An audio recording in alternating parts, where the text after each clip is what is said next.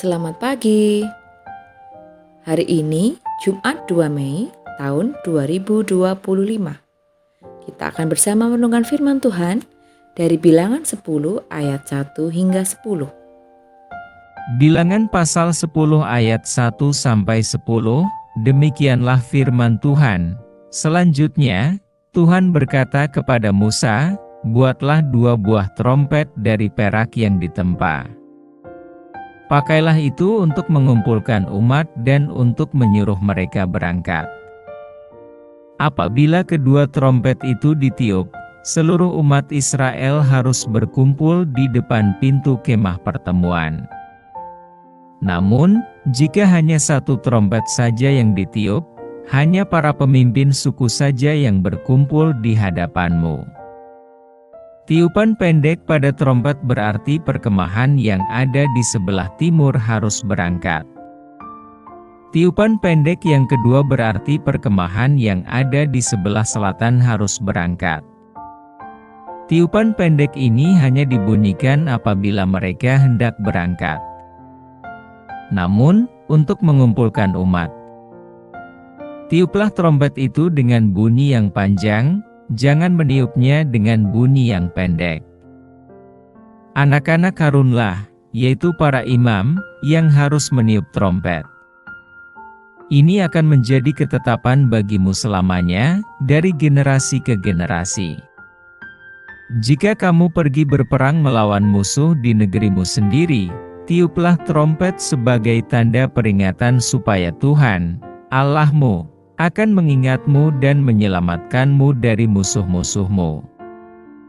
Kamu juga harus meniupkan trompet pada hari sukacitamu, pada perayaan-perayaan yang sudah ditetapkan, dan pada pergantian bulan. Tiuplah trompet saat kamu mempersembahkan kurban bakaran dan kurban pendamaian. Itu akan menjadi pengingat akan kamu bagi Allahmu. Akulah Tuhan, Allahmu. Tema yang akan kita renungkan adalah tanda pengenalan Allah.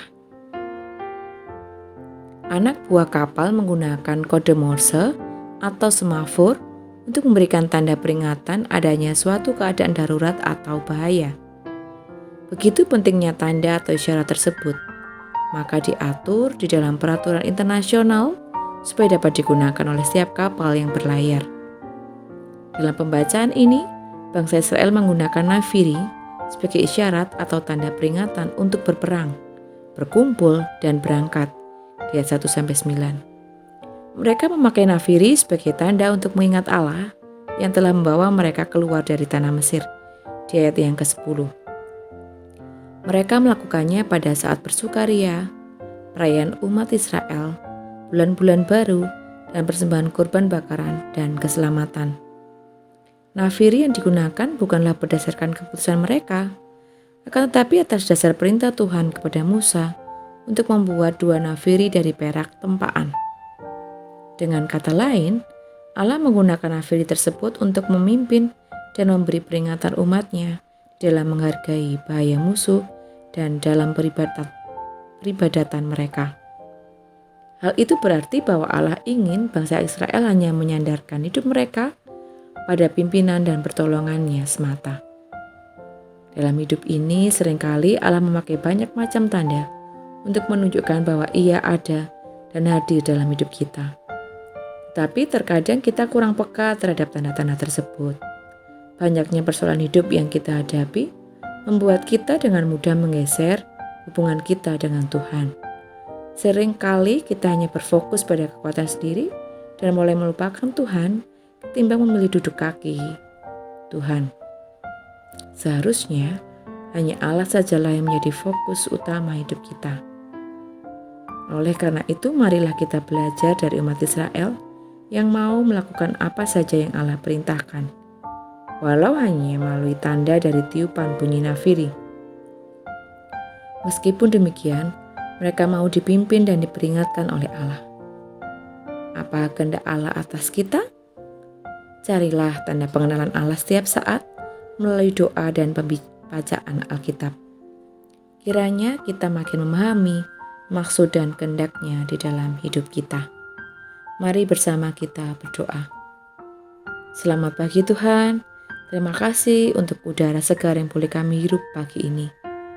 Kiranya Tuhan berkenan membuka mata hati kami, untuk kami boleh terus merasakan kehadiran-Mu, baik melalui orang-orang di sekitar kami, ataupun melalui ciptaan yang telah Engkau berikan di sekitar kami. Mampukan kami Tuhan, untuk boleh dengan rendah hati, memahami apa maksud dan kehendak-Mu dalam kehidupan kami.